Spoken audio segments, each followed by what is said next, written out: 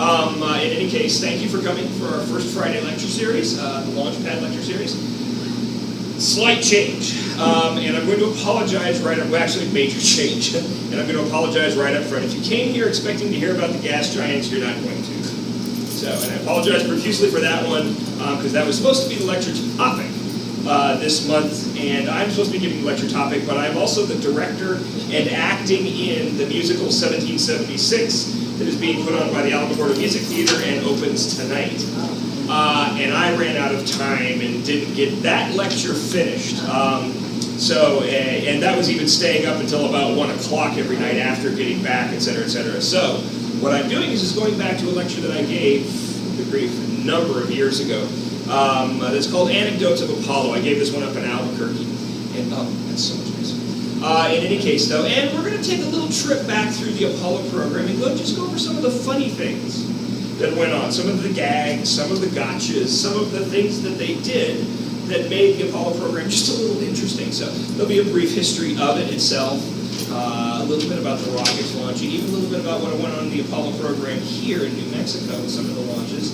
And then we'll get into some of the anecdotes and finish up with that. So sit back, enjoy, and I think with that being said, we'll get started. So in any case, I always start off with a quote from Neil Armstrong this time.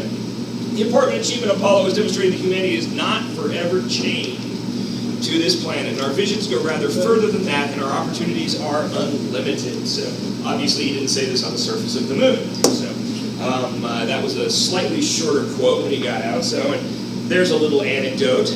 Does anybody know what Neil Armstrong was supposed to say when he stepped off the ladder?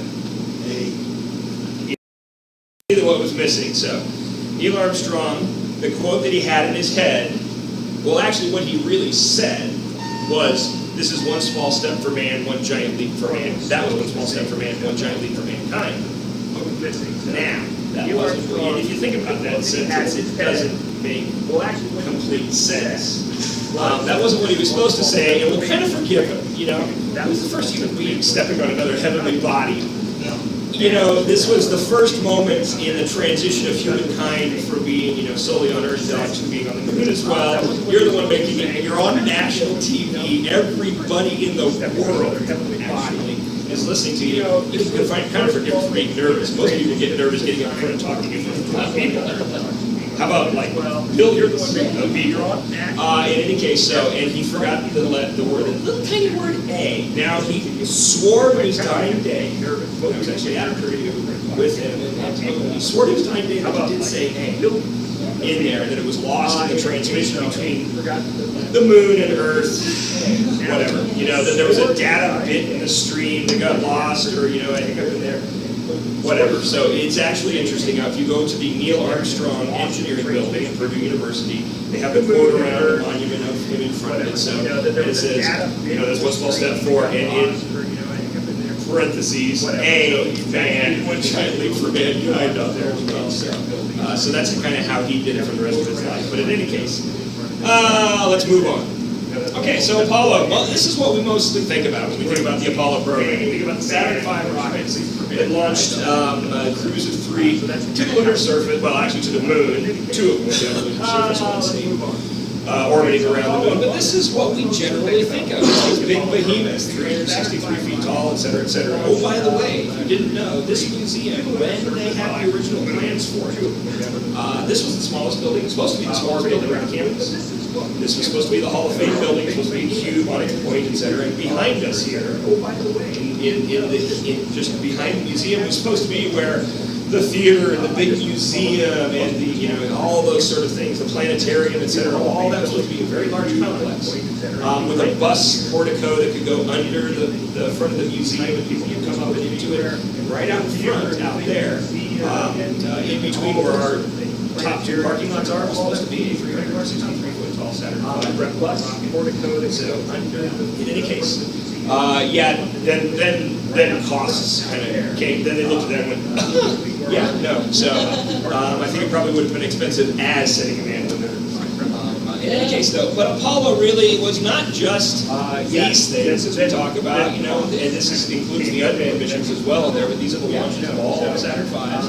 But we really need to go back where you get into the the Saturn I rockets that went up earlier than that were unmanned, but you also have some manned ones there. Apollo 7, an orbital mission around the Earth. These were launched on the milk stand that had that kind of funky look to it, where you had that stand that the Apollo rocket sat on top of, because it wasn't 363 feet tall, etc. So, but we utilized them all the way into the Apollo Soyuz test programs. What years were these? Oh, they started off in 66, 67, etc., so all the way up to 76 over there with the ASTP.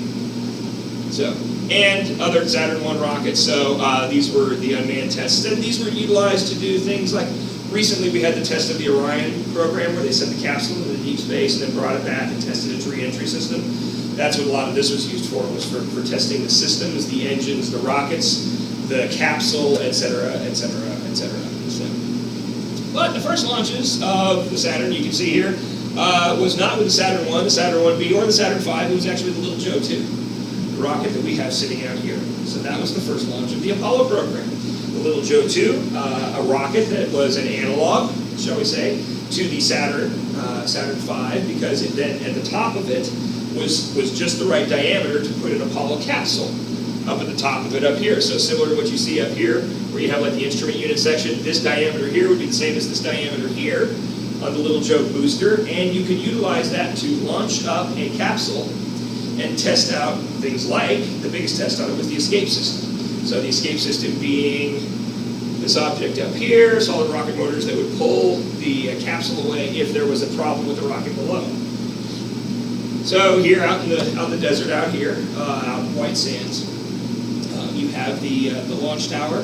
If you see, there's two Little Joe rockets, Little Joe 2s, that are still in existence. The one, also one at Johnson Space Center. So ours is just sitting there vertical, nothing attached. If you go to the one at Johnson Space Center, it still has this cradle. So they have that cradle attached to it there. So you can actually go and see one of those attached to the rocket. But you can see the Little Joe 2 in flight there on the right-hand side, being launched. Here you go as well, mountains. Taking off, it could get into the initial flight profile, and then you could test, and in similar conditions, what it would be like for that capsule to be pulled away. You could test all the G-forces, test that the parachutes work, the rockets work, everything else, before actually putting human beings on it. So, it was launched at an angle like that? yes, it was.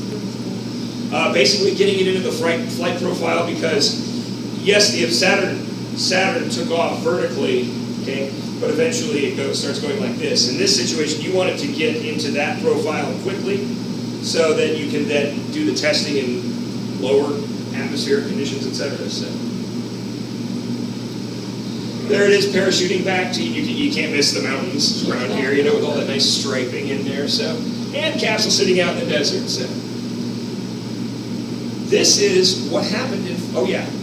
I want to say one of the things you were testing was the roughest part of the instrument design is you got to get through that launch phase. Yes. Once you get out into clear air, no air, Yep.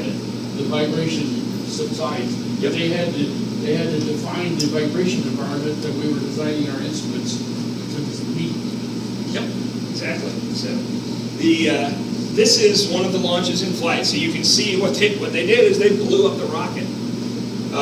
Below the capsules up here, you get your escape tower up here, okay, kind of analog of that upper segment of the Saturn V rocket, and then the little Joe 2 booster down here, and here it is just starting its explosion. And that was an inadvertent one. What's it? This was an inadvertent one? Yes, it wasn't supposed to do that, but it actually demonstrated the escape system. Yeah. So, I know that one of them, I thought this was one of the planned ones. No, they had one where it just, the booster rocket basically tore itself apart. Interesting. Okay, so I was wrong on that one, so, because I thought this was one of the planned ones. So, as we go along, you can see here instantaneously as that lower booster stage is tearing itself apart. So you can see that now the escape system has ignited. It's pulling the capsule just away right here. Pulling it further away from the rocket going, and even further away. So, which is exactly what it was designed to do.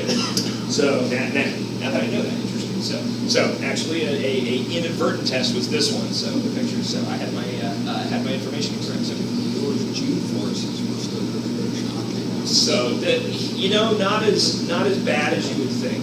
So because you're already traveling and it's pulling you away, so it's not as instantaneous as you would think. So to just kind of rocket away, no more so than a regular. I mean, more than your regular launch, but it wasn't tremendous. The number of Gs and the configuration that they were in, with it laying back on the couches, getting pulled away in that direction, no problems whatsoever. So, in any case, though, here we have just you can kind of see the various and assorted the types of the Saturn 1, Saturn 1B launches going on, and we're going to get straight into. I'm going to go through each of the various and assorted manned missions, but there's really no anecdotes associated with these three gentlemen. Nothing funny about what occurred as we lost Chris and White and Chaffee during a test on the launch pad. Interestingly enough, the last time I gave this lecture, the gentleman who was the launch communicator at the Cape with these gentlemen he lives up in Albuquerque, and he talked alongside, and it was emotional at the moment when he went back to talking about actually being on the radio with them when it occurred. He was the first one hearing the reports from the inside of the capsule from the three of them. So, and obviously we lost this crew, launch pad fire. Interestingly enough, personal opinion on this one, but I'm not certain that we make it to the moon by the end of the decade without Apollo. The Apollo 1 fire, the program was slogging along, I think would be the only way that I can describe it. It was mired down in a lot of bureaucracy. It was mired down with a little bit, was it? You got that right. I interviewed at the Cape just before this happened. I chose not to take the job. It was too damn confusing. Yeah. There was some complacency within the program because of having been there, done that, space flight, etc. The new systems were incredibly complex. They were trying to meld in so many, as opposed to Mercury and Gemini, which were built at a single location kind of thing. Now you're interchanging systems in everything that were built in many different locations because of the politics of it as well. Spread out the wealth across the nation. It's a very big government program. And, all of those things being combined, trying to make that deadline by the end of the decade, there still were glitches in all the spacecraft. And I'm talking about the lunar module, the command module, the various assorted systems that were produced elsewhere. It wasn't a good situation, just to put it mildly. And the Apollo 1 fire, you use that term, reset the programmers of the system. It knocked them back to square zero. And they had to take a hard look at what they were doing, what they had done, what they had done right, what they had done wrong, what was right with the capsule and the lunar lander, what was wrong with it, et cetera, et cetera, et cetera. And that break in the program and the retooling of the program, retooling of the systems, redesigns, safeties that they put in, et cetera, et cetera, et cetera, are probably the reason that we do eventually make it to the moon and do it by the end of the decade, because otherwise we would have limped along and things just would have continued to go poorly, push back, et cetera, et cetera, et cetera. And we probably would have had an even worse accident later on. Apollo 1 and the things that happened on there probably helped save the folks on Apollo 13 and Apollo 11 and other flights where we had glitches and other problems. So, in any case, sad that it occurred, but it did. And the astronauts obviously memorialized the individuals involved, as did the entire space community and the nation. So we'll kind of move on. So we shift over. The backup crew for Apollo 1 was led by Wally Schirra. And so we have these three who fly on Apollo 7. Apollo 7 is now what Apollo 1 was supposed to be, a full shakedown of the Apollo command module capsule, quote-unquote a shakedown of the Apollo system as well, not the entire thing, but at least the portions that were the command module oriented, the rocket, the instrumentation, navigation systems, etc., etc., etc. But it was going to be an orbital flight around the Earth. Same thing that we did on Mercury, same thing that we did on Gemini, just this time you have 3 people inside the capsule living and testing out everything. So, but it was really a shakedown cruise. It was a true, really true test flight. So, Wally Schirra, another one of the original Mercury 7, absolutely fantastic, gifted, meticulous test pilot, even though he was known as a joker. You can be funny and still be incredibly competent, and that was him. So I had the fortune of spending some time with him and getting to know him a bit just before he passed away. We had one very funny evening. In fact, the first time I met him was at the San Diego Air and Space Museum. We were going to an event that was part of the National Air and Space Museum's Mutual Concerns Conference. He was going to be the keynote speaker that evening. At that point in time, I was relatively new to the museum, and that I was at that point in time up in Kansas. And Wally had done work with that museum as well, etc. They'd helped him with a gotcha for Gene Cernan. So he and the folks at the museum knew each other fairly well, but I hadn't met him yet. So we go to the museum, we're walking in, and if you know the San Diego Air and Space Museum, it's like a donut. And you start off with early airplanes, etc., and you go all the way around and you end up with space. So as myself and the vice president of the museum walked in, we just went immediately to the left to go through and take a look at their space exhibits. In the middle of the donut is where their event area is, so we knew we'd end up in there eventually. So we go to the left, we're looking at a couple of the exhibits. As we come around one of them, there's Wally, and he's talking with somebody, and they're just chit-chatting, and Jim, my VP, said, "Okay, I'll go ahead and introduce you here." And so, yeah, no problem. So they finish up. He introduces Wally to me. He says, "Wally, I want you to meet the new president, Chris Orwoll." Now, he had known about me coming to the museum. A couple of things. One, I'm a submarine officer. Was a submarine Navy. 2, in the United States, we say submariner. In British, in England, they say submariner. We consider that a dirty word, because it's less than a mariner. So, Wally immediately, without blinking an eye, goes, "Oh, you're that new submariner," and he says it in that tone. "You're that new submariner I heard about that just started up in the Cosmosphere." Luckily, without beating an eye, because I was in the Navy for a long time, and he was a naval aviator, I looked at him and said, "You're that new nasal radiator, or that old nasal radiator I've heard about from San Diego." Both of us start laughing, and then we spend the entire evening going back and forth. And you had to be quick to keep up with this man's wit. And he got the final word on me, though, because when he got up to give the speech, he started ripping me from the stage. And I couldn't say anything back at that point in time. So Wally knew how to get the last word. So in any case, though, speaking of speaking from a very large stage, there they are, getting ready to launch on Apollo 7. There's the milk stand that I mentioned before. Okay, so yeah, that looks kind of interesting, doesn't it? But when they got up, this was the first time live television broadcasts from space. So Wally and his team, who fought doing the television broadcasts because they didn't want to take away from the flight test aspect of Apollo 7. They were nervous that it would cause problems, that it would interfere, that it would distract them, etc., etc. But once again, even though he fought it and said he didn't want to do it, and there were problems and issues, even during the flight, some of that's well documented, between the crew and the ground control. When they did get on camera, they were charmers.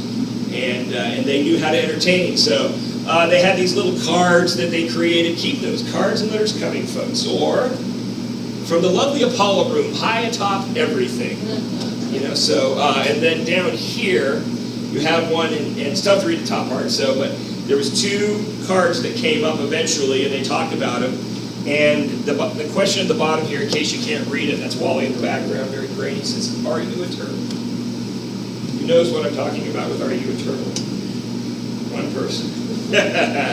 Okay, so the ancient order of the turtles. Wally was kind of the chief gazumba of this group, and he kind of earned that title over time, but it actually goes back to World War II aviators. It kind of turned into not a secret club, but a club amongst them, and what it was is that there's a whole story, and I'm not going to give you the whole story because it takes a little while to go through, but it's a funny little creative tale of an individual who had a donkey that had a very sweet disposition, very nice, but he liked to bet on the horse races and things like this, and eventually he ends up placing his donkey up as a bet. And it had to do with, there's a whole thing about searching the world for turtles, etc. Long story, very funny if you get the whole thing. I'm not going to go into it. But the key thing coming out of it is that there's a question, are you a turtle? You bet your sweet ass I am. You bet your sweet ass I am. This is what anybody who's in the Order of the Turtles has to respond with, no matter where they are, no matter what company is with them, etc. Or they owe everybody in the room a drink of their choice. So it became a thing, and when Wally went up on his flight, immediately Deke Slayton, one of the other Mercury 7 astronauts who was doing capsule communicators, as Wally is going up in flight, asks him live on air, "Are you a turtle?" Wally very smartly did not respond in front of the entire world. "You bet your sweet ass I am." So, in any case, but clicked on the flight recorder, turned off the open mic, and said, "You bet your sweet ass I am," kind of recorded the time that he answered it or whatever. So, and when they came back, everybody was just waiting to pounce on him. That he didn't answer it up, and everybody in mission control, etc., etc. And he said, "The flight recorder." Boom, they did. There was the response. So he managed to do it. So Wally gets back at Deke and Paul Haney, one of the folks who lived here in New Mexico for a while as well, and did Voice of NASA, etc. Did the "Are you a turtle?" and actually did get the response in the room from them as well. So, but he did this on live TV. There had to be some explanation afterwards to say, but it was just one of those little, like I said, gotchas going on. Did anybody answer? They did not live over the radio. Yeah, so.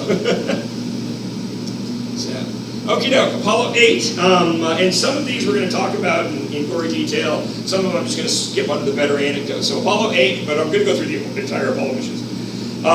The to fly. So NASA has to kind of come up with a backup. Because it was supposed to be that you flew the Apollo command module in orbit, then you flew the Apollo command module and the lunar module in orbit together, then you sent them to the moon to kind of do a go around, then you set it up and did a flight profile down the surface, and then you flew to the moon, kind of thing. So what happens is that the lunar module from Grumman is not ready to fly. It's, again, like I talked about, delays. So they come up with this idea to test the flight to the moon, test all their navigation systems, everything else, and fly Apollo 8, the command module, to the moon without the lunar module attached to it. Kind of a risky mission. If you think about it, think about Apollo 13. When you lose essentially the command module for, you're halfway to the moon and you lose the command module, they have to use the lunar module as lifeboat. That same incident happens on Apollo 8, that crew's dead. No ifs, ands, or buts. So that crew would have been dead. So in any case, though, with Apollo 13, they had the lifeboat to get into. So risky mission, brave guys, etc. So they swap out the two, they not swap out the two crews, but they swap out the two missions. So they move the crew that was supposed to do on Apollo 8, they were supposed to do the lunar module and command module in orbit. They switch them to the next mission, Apollo 9, and they do Apollo 8 to the moon. Quite a neat idea. It also gets men to the moon faster than the Russians as well. So it's kind of a neat thing in that. It also has another significant effect, because when the prime crews and the missions switched, the backup crews switched as well. And if you do the calculations on who actually eventually walks on the moon, your backup crew for Apollo 8 ends up walking on the moon. If it had been the other way around, your prime crew to walk on the moon probably would have been Pete Conrad, Al Bean, etc. So instead of Neil Armstrong and Buzz Aldrin. Apollo 8, getting ready to fly. We come out with the iconic picture, not really an anecdote, but probably one of the most memorable pictures in human history. So when we go on to Apollo 9, as I said, McDivitt, Scott, Schweikert go up. You can see the lunar module in the image there, orbital Earth-round mission, full-up test of the command module, lunar module, undocking, docking. First time we got two spacecraft flying in space together with crew on board them on the U.S. side. So the Russians had done some crew transfer where they'd actually done an EVA and moved from one ship to another. But this is the first time we've got two ships up at the same time. Excuse me, not the first time that we've got two ships at the same time, because we did it up with Gemini as well, sorry. But that we don't have Gemini 6 and 7. This is Apollo 9. It's one mission. So what do you call it? Apollo 9, this is Houston. Who answers, the lunar module or the command module? So, yeah, well, who knows? They're both Apollo 9. So they had to go back to the idea of call signs for the spacecraft, which they'd gotten away from because of little issues with Gus Grissom and calling his spacecraft the Molly Brown. So after he'd lost his first spacecraft and it sunk, he called his second one the Molly Brown because it was unsinkable.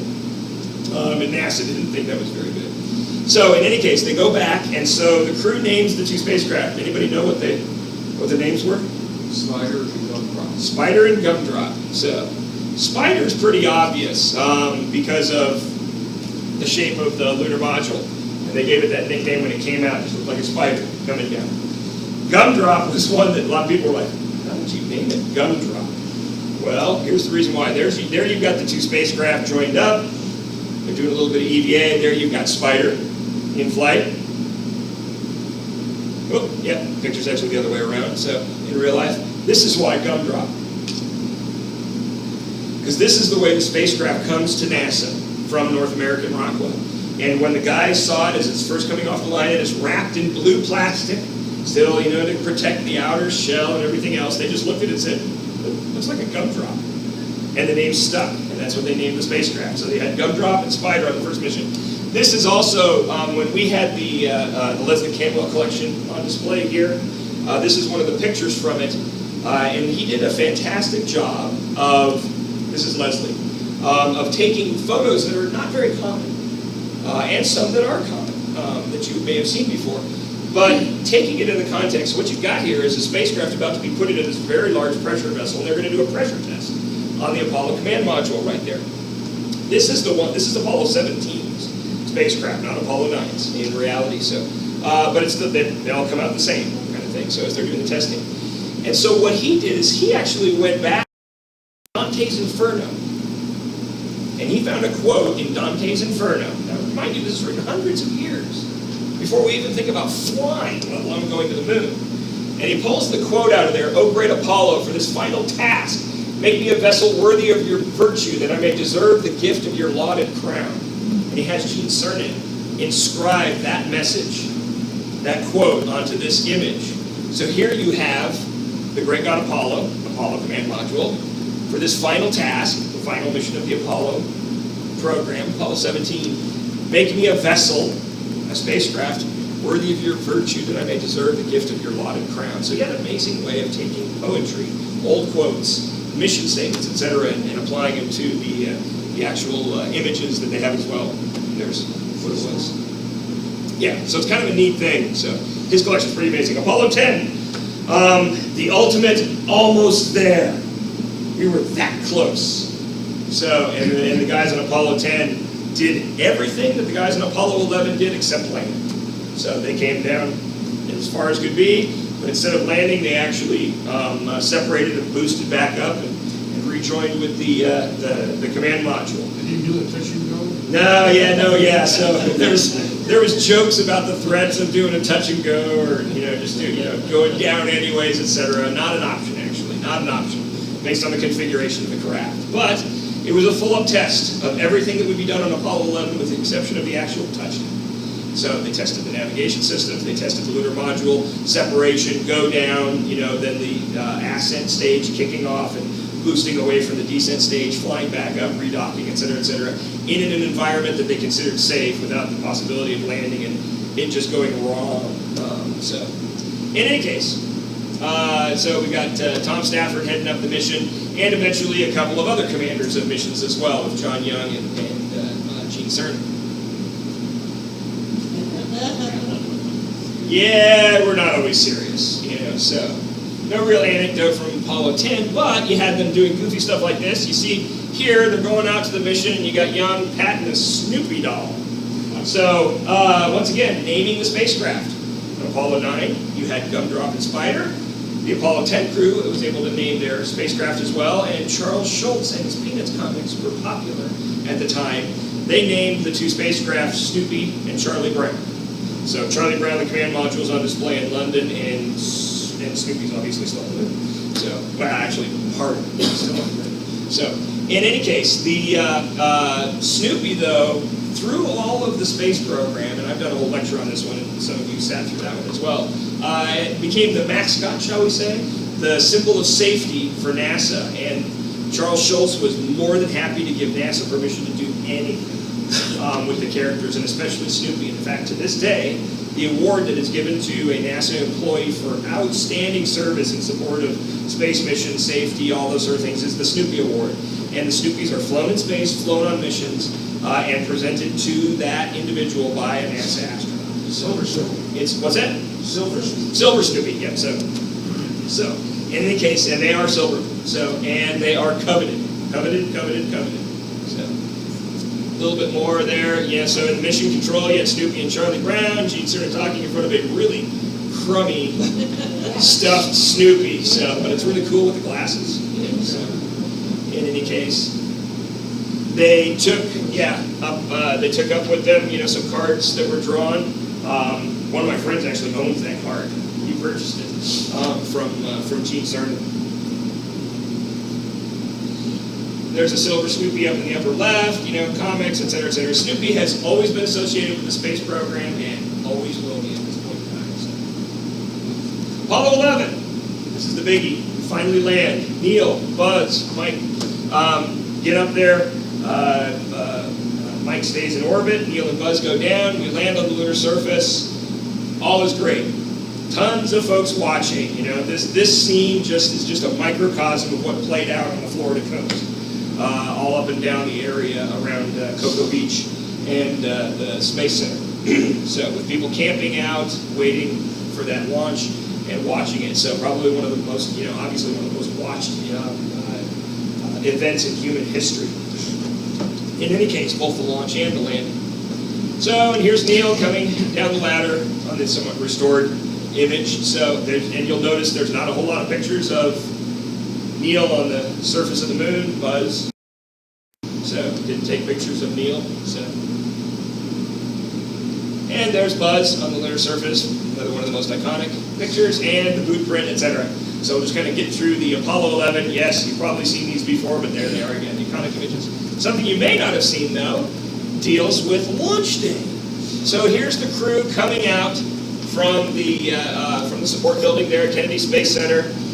They've gotten suited up, and they come out, they get into the astronaut van, and they head on their way out to the launch pad, and this is a separate image out here, up at the top, heading down towards the spacecraft.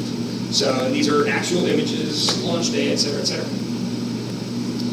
So another individual who is up there in the White Room, and the one who was in charge of getting them ready to get in the spacecraft, and had been since the days of Mercury. He was there for Mercury, Gemini. He was not there for the first stages of Apollo, because Mercury and Gemini were McDonnell Douglas.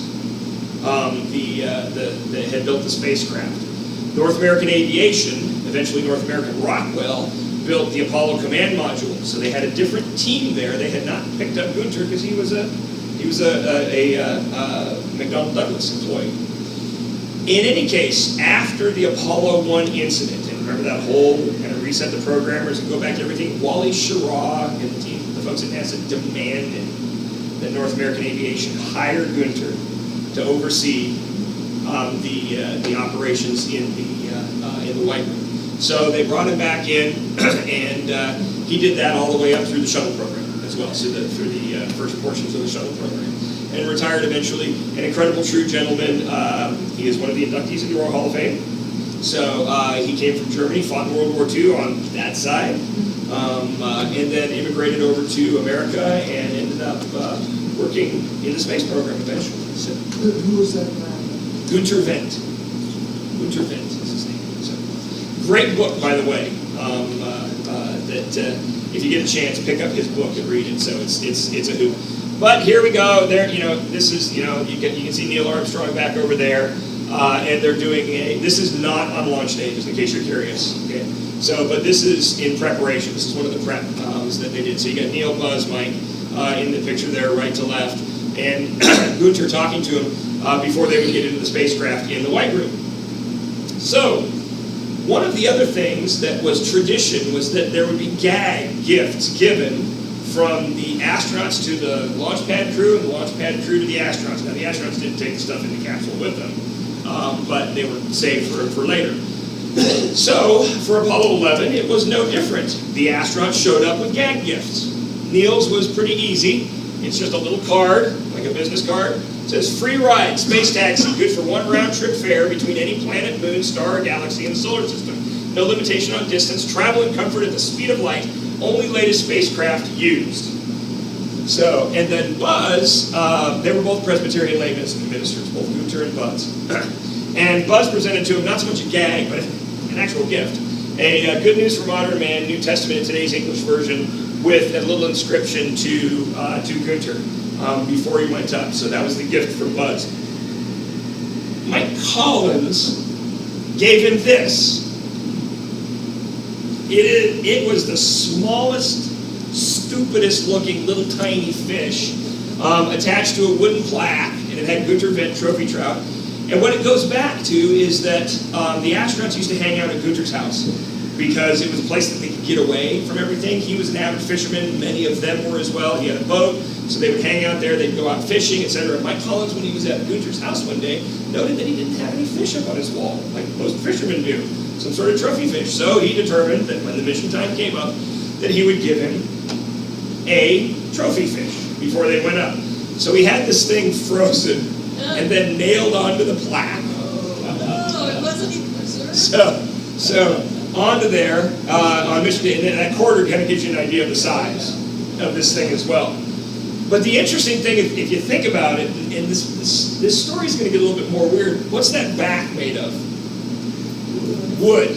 Okay. There's certain things you're not supposed to bring flammable materials into the White Room.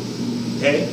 So that's a little bit of a no-no to start with, but that's not going to stop an astronaut, a pilot, from doing anything. But the funnier thing is that if you take a look in the image here, right there, anybody recognize what that is in Mike Collins' hand? It's tough to see. This is the best image of it. It's a brown paper grocery bag. So Mike Collins walked down the catwalk carrying a brown paper grocery bag towards the Apollo 11 spacecraft. And, interestingly enough, if you go back and take a look at the images of him walking down the hallway, remember that picture of the young lady, the secretary, holding the Snoopy doll, and and he's patting it? Obviously that was from the mission before, but imagine that same hallway.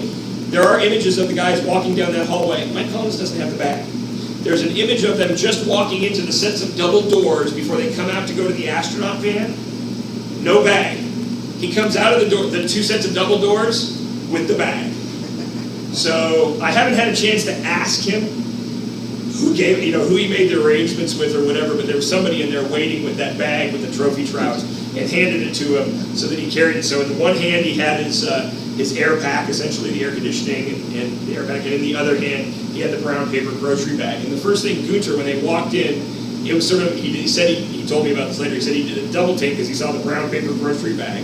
And his brain went immediately to, that's not supposed to be here, kind of thing. So, and then when he got it, so it was, Gunter immediately got it back, refroze it, and then eventually worked with a taxidermist. They they did preserve it so that it wouldn't go away. So, but it's just kind of a funny tale, but here you've got Apollo 11, you're going to fly to the moon and land there for the first time. He's carrying a brown paper grocery bag with a frozen fish in it down the catwalk. Apollo 12, good Lord, what anecdotes don't come out of Apollo 12? Probably the tightest knit crew of all the missions, no ifs, ands, or buts, and all of them will say that, and most of the other astronauts will say that as well.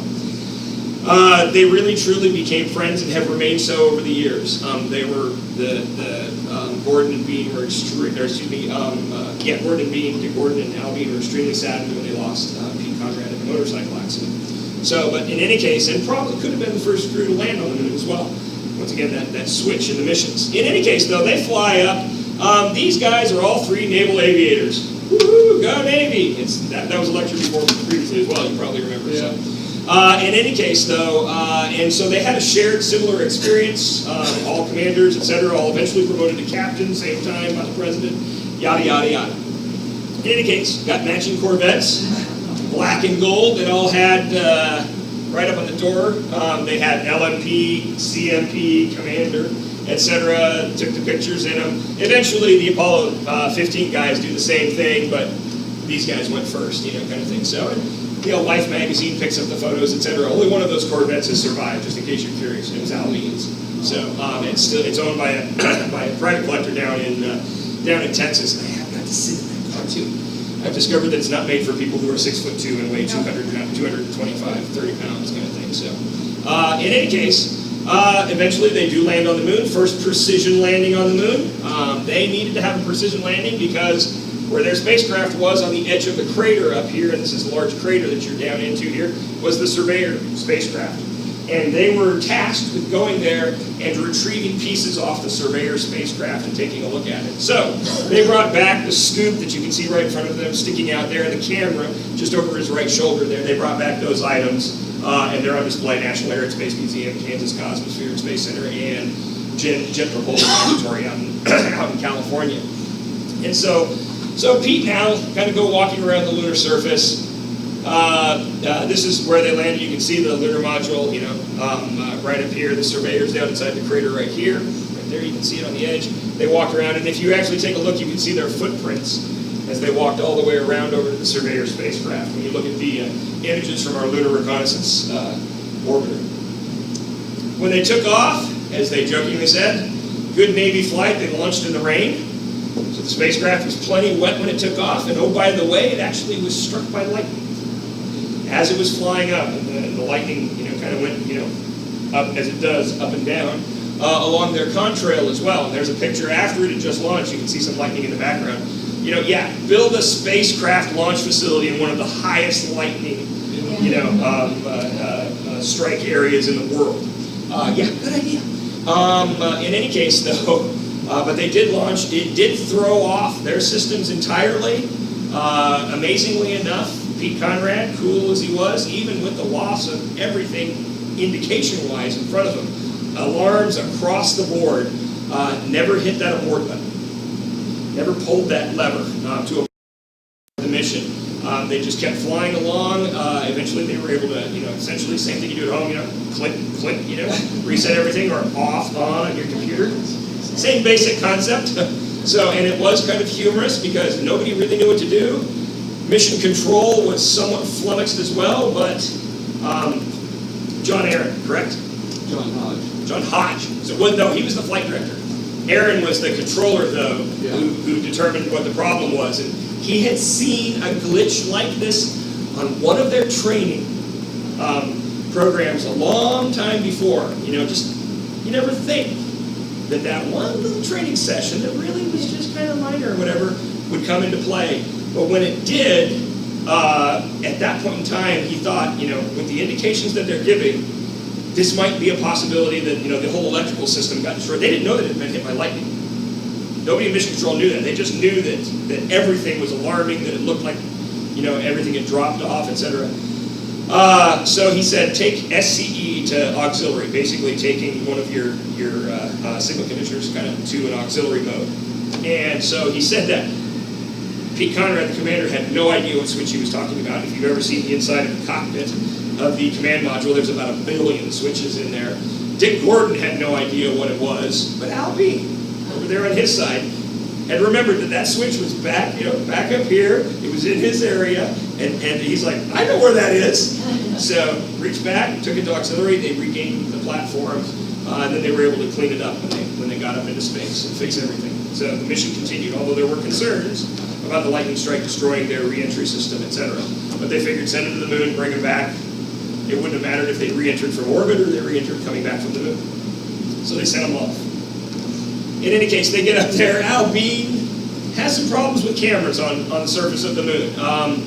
He loses the timer. They were supposed to take a picture of the two of them, he and Pete, together on the surface of the moon, utilizing a timer with one of their cameras, and he loses the timer in the rock bag.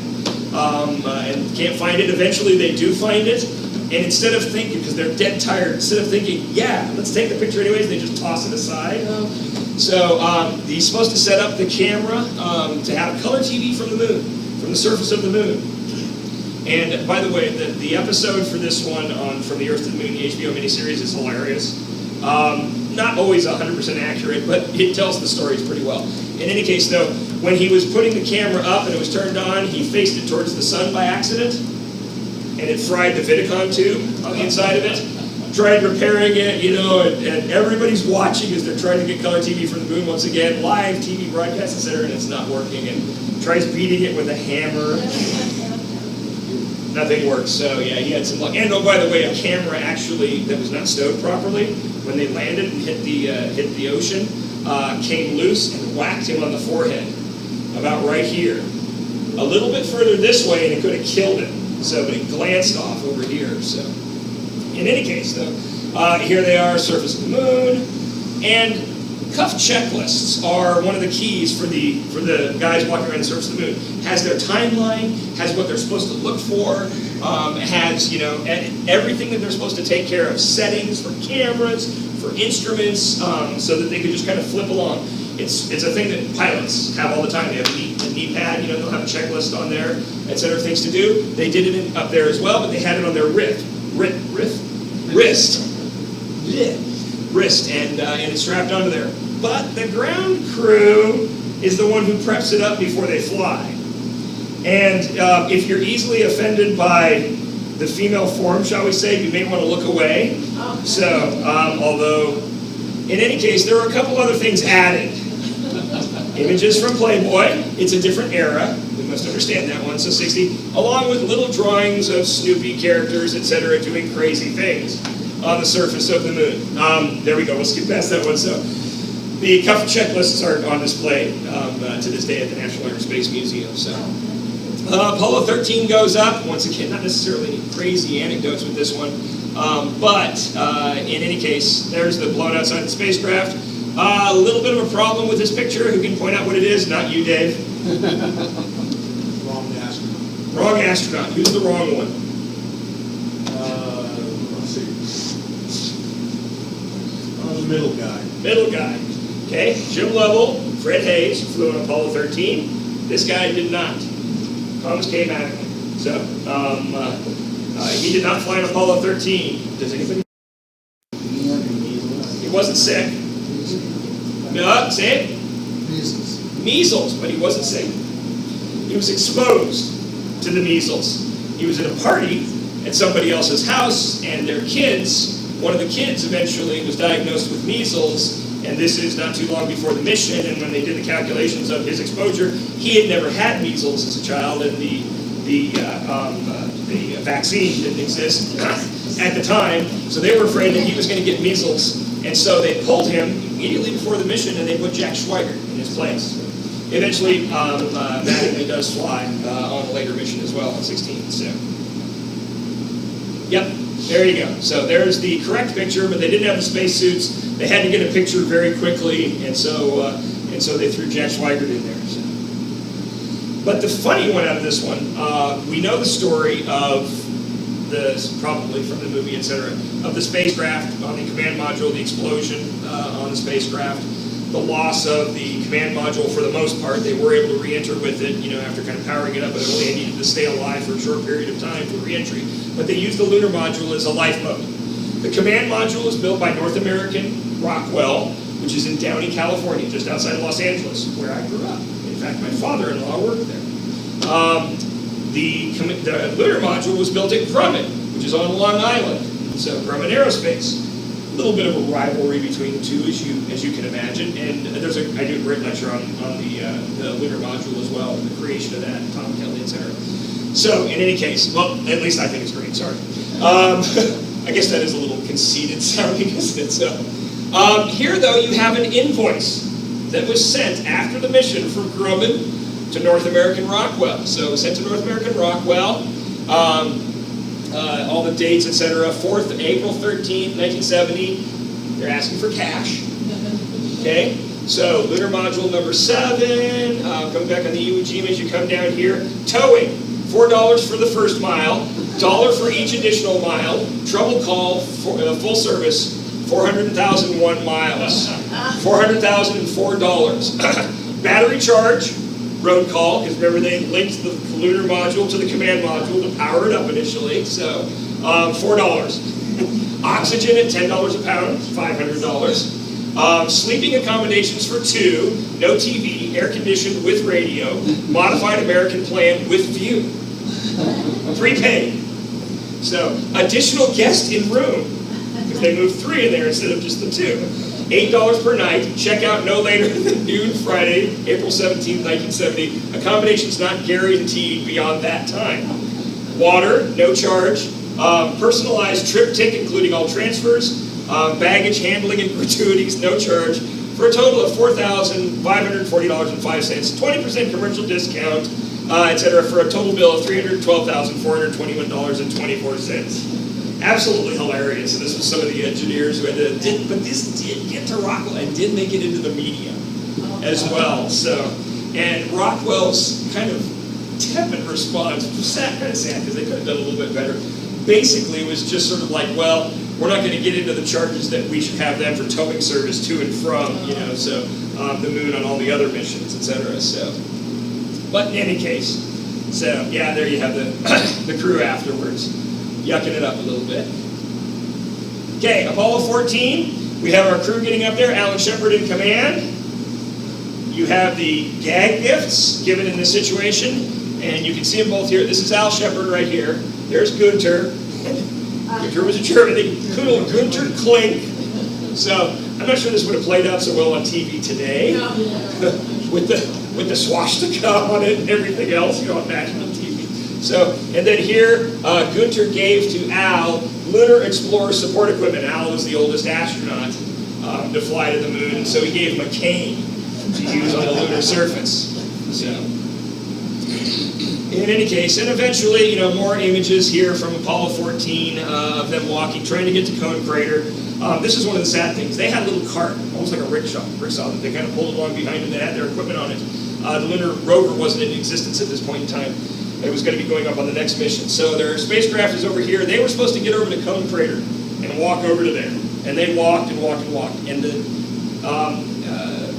on the lunar surface, gauging distance, gauging heights, everything, extremely difficult because you don't have the clues you do on Earth of trees and haze and clouds and houses and everything else to gauge distances. It just tell exactly where you are. And they thought they were going the right direction, et cetera, et cetera. And as the lunar reconnaissance orbiter has gone over now, you can actually follow their footprints all the way. They got to here, and they turned around. And finally, said, "We can't find it." They were that close and didn't know how close they were. So, 40-year hindsight. But we did have this incident occur. So, and let's see, is the next picture? Yeah, sorry. So we have Al Shepard, who pulls out one of the lunar tools. He takes the end off of it, the scoop, okay, and then he puts a Wilson 6-iron head onto it that he's screwed onto there, okay, and then out of his pocket, in one of his pockets, he has 2 golf balls. And to the day he died, one of the members of his family, one of his daughters was on my previous board of directors, and she said, "Daddy would never tell us." Wouldn't say what brand of golf ball it was. So nobody knows. But in any case, we know about the club head because that tool came back. It's on display at the PGA Museum, in case you're curious. In any case, though, he drops the ball down and takes a swing at it. Now, golf swing on Earth like this. Golf swing in spacesuit that's kind of blown, inflated, this is not happening. So he actually holds the club like this, and this is kind of the motion. Goes like this. Swings. Can't really, it's not even look down like this either. So swings, duffs it. It just kind of trickles off over to the side. His crewmate just basically said, said you got more dirt than ball on that one. Yeah, so Alan Shepard, not two-phased or whatever, brings out, drops another one down, kind of takes a mulligan, shall we say. So mulligan on the moon. So, in any case, comes back, swings, boom, and hits it, takes off, and says a very, reasonably famous quote, miles and miles and miles, like it would do in the no atmosphere and the low lunar gravity. He really didn't travel that far. Traveled a relatively short distance and dropped into a crater over there. So, but the incident was famous. What's not famous is what happened immediately afterwards. When, why am I blanking on his name? Lunar module pilot. New Mexico, Roswell, astronaut. Say again? Schmidt? No, not Schmidt. What's that? Warden? No. Russo? No, his lunar module pilot. I'm having a moment. An anonymous one. Shepard, Russa, and Mitchell. Ed Mitchell. Thank you. Had to say the crew. So Ed Mitchell. Oh my God. Apologize. So, in any case, though, Ed Mitchell turns around. They had a solar wind experiment that had two sticks, and it had a banner essentially in between it that was collecting material. They had rolled that up already, but the sticks were still on the ground. He reached back, grabbed that, and threw it like a javelin, and it landed in the same crater. That's the golf ball. That's the pull from it. So when he instructed, I asked him to sign a picture of this for me when I was talking with Ed one time, and we hosted him for an event, and he did. And he put on there results of first Lunar Olympics: javelin throw 1, golf shot 0. In any case, though, so just kind of a silly incident that occurred immediately afterwards. And there, it's blown up a little bit better. You can see the two. Okay, and then I'm just going to mention here, not really any anecdotes, as we're coming to the end, Apollo 15, Scott Warden and Jim Irwin. Dave's got Al Warden and Jim Irwin. Al, probably one of the funniest guys alive in that's been involved with the space program. So he spoke here at our induction last year as well, and did a really great job of it. So that's the first use of the lunar rover, etc. You have Apollo 16, the second use of it. The science missions got bigger and bigger. That's kind of a whole different topic that I'm just going to kind of skip over anecdotally. And then Apollo 17, where we have Cernan, Evans, and Schmidt. Schmidt being one of, we had 2 New Mexico astronauts who flew to the moon out of the 12. Hey, good for this state. So, in any case, though, and Jack is still with us, so with that very famous iconic picture with the moon over his shoulder. And we know immediately looking at this image that it's, even though you can't see a name on it or anything, that we know that it's Jack Schmidt. Why is that? No stripe. No stripe. No red stripe on the helmet or on the sleeves or anything else like that. The commander had a red stripe. The other, and they learned that from the earlier missions when they were looking at the pictures and everything else. Who's who? They're both in white spacesuits. So they kind of look androgynous. So, in any case, though, just wanted to leave you with some thoughts, images. Since I couldn't talk about the gas giants, I figured I'd at least throw a couple of the images that I was going to use in my lecture. This gives you a little bit of a scale comparison of the differences between Jupiter, Saturn, our other, the Neptune and Uranus, and then you get Earth down here, moving on your way down. And more so, if we replace the moon with a planet, this is what it would look like. Looking from Earth, there's Jupiter. There's Saturn. I would love to. That would be so cool. I would so trade our position as a planet to become a moon to have that view. In any case, yeah, pretty blue with Uranus and Neptune here, as you see. So, all the way down to Mars. Started to get an idea of how tiny Mars is. Mars being about a third the size of Earth. So. Okie doke, and one more thing, I always finish with this. Yes, you know it's coming. So it always will. It always will. So, okay, questions, if any. Okay, thank you once again, as always, for coming for the Launchpad Lecture Series. One thing to remind everybody, and we said this last month as well, our theater is now open. We are currently showing Journey to Space, Black Holes, and Orion, Legends of the Sky, Orion, I have to get the right, Orion, which is a kid's film in there, and our live star shows. Membership has its advantages of not only admission, oh yeah, there you go, Kathy's got it, yeah, there's information on it over here. Free admission to the museum, 4th of July parking passes, but also now, whenever we bring in a new movie, there will be free screenings for the members on the weekend before we open up. Additionally, for the planetarium shows, you get in free to those as well. Not just the live star show, but the planetarium movies as well. So I would encourage you to become members. Thank you for coming today. 1776, the musical, by the way, Alamogordo Music Theater. Shameless marketing moment here because I can. Opens up tonight. We run tonight, tomorrow, and Sunday, and then next weekend as well. $10 for tickets. What's that? Which character are you? I am the director of it, but because we, men that are willing to get up on stage and act and sing and dance in some situations are at a rarity, I am also one of the characters. I'm John Hancock, so which makes sense because I can watch everything to help direct it as well. So just these 2 weekends. So Friday and Saturdays at 7. Sunday matinee is at 2 o'clock, and children just during the Saturday matinee, children 12 and under are free. That's the new. We're doing that for the first time. So, and then next weekend, Friday and Saturday as well. So. I wanted to make a comment, not a question. Back in 1950, when I discovered science fiction, I read books about men landing on the moon and going to previous experiments that had been landed ahead of them. Yep. And sure enough, it So happened. we did it on Apollo 12. So yeah. So. Okay, thank you very much. Have a wonderful day and a wonderful weekend.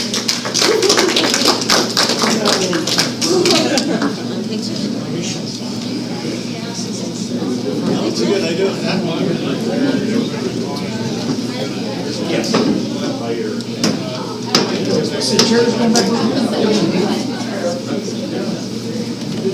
Yeah, it was, and it's another thing that because nothing had happened on Mercury and Gemini, we took it to places about testing on Earth in a pure oxygen environment.